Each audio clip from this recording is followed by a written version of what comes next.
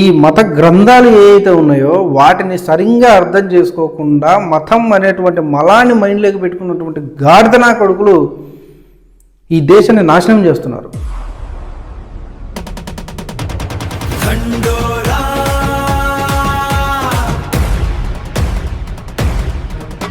భక్తితో ఉన్నటువంటి అనేక మంది హిందువులు నన్ను తిట్టొచ్చు కూడా.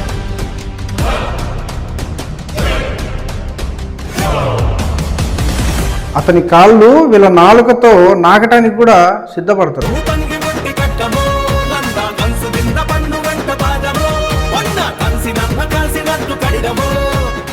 30 ఏళ్ళు కూడా లేనటువంటి వీడు ఏం యజ్ఞయాగాలు చేసి, ఎటువంటి పూజలు పురస్కారాలు చేసి, ఎలా దేవుళ్ళను కన్విన్స్ చేసి ఆ శక్తిని పొందాడు.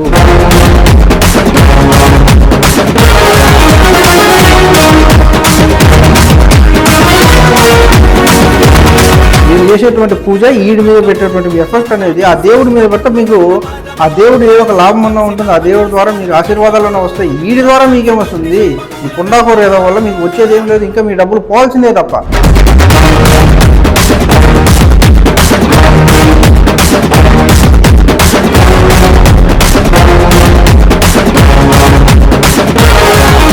భారతదేశాన్ని ఆంజనేయ దండకం కాపాడుతుంది. మన భారతదేశాన్ని శ్రీరాముడు కాపాడుతున్నాడు. మన భారతదేశాన్ని వాళ్ళు కాపాడుతున్నారు. వీళ్ళు కాదయ్యా.